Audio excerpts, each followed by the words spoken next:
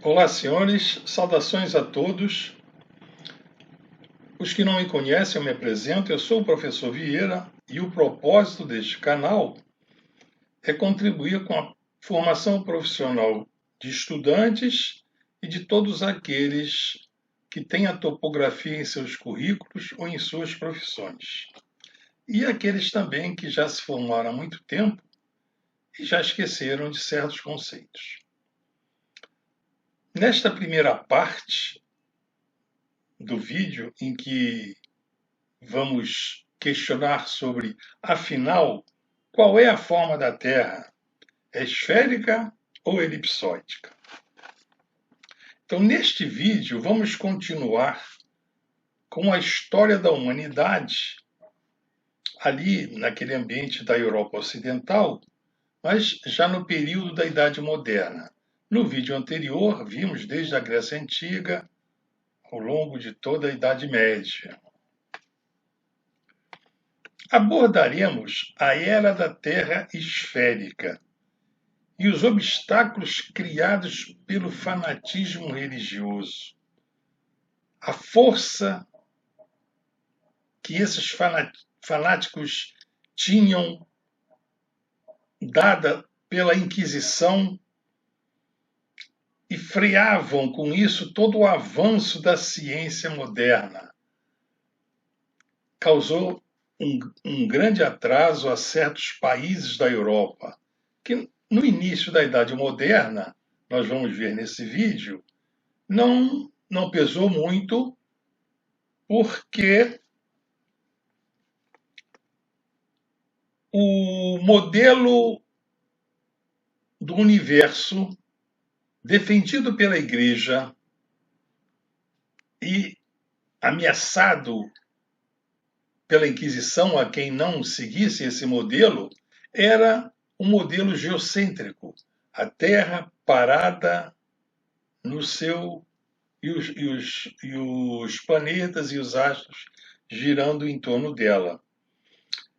E, por outro lado, a Inquisição também permitia que a matemática que pudesse ser usada era a matemática de Euclides, aquela geometria euclidiana em que construía todo o seu conhecimento em cima de axiomas que poderiam ter uma certa analogia com os dogmas da Igreja. Então, pela sua rigidez, a Inquisição permitia que essa matemática de Euclides e outras partes da matemática, né, a música, os números, pudessem ser ensinados. No início da Idade Moderna, né, ali por século XV, início do século XVI até meados do século XVI, essa matemática e as necessidades humanas, elas eram atendidas pela forma esférica, a navegação era atendida pela forma esférica em termos, mas chegou a um ponto que não era mais possível atender às necessidades da humanidade sem levar em conta outros conhecimentos científicos, como, no caso, a gravidade.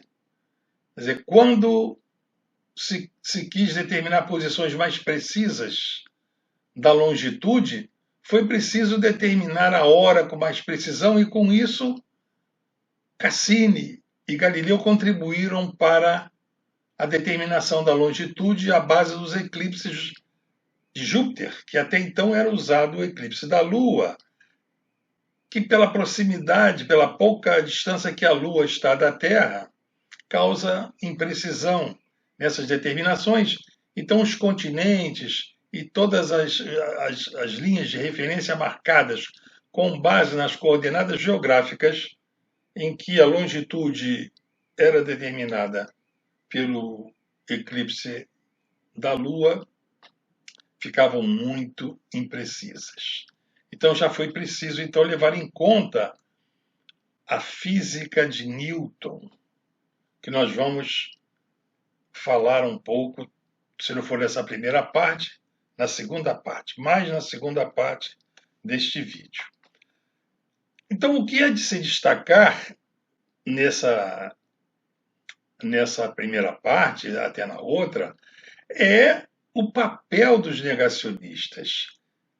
A negação da ciência deu muito prejuízo à humanidade, principalmente ali na Europa, aqueles países do sul da Europa, a Portugal, Itália, Grécia e Espanha, até pela inicial desses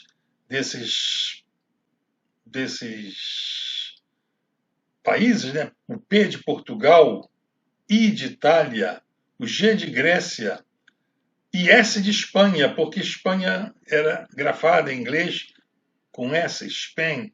Então, muitos europeus do norte usavam um acrônimo com essas letras iniciais desses países que formava PIGS, para menosprezar aqueles países do sul da Europa em que se sujeitaram mais ao catolicismo, à Inquisição e não puderam seguir o progresso que aqueles países do norte, que aderiram ao protestantismo lá de Lutero, né?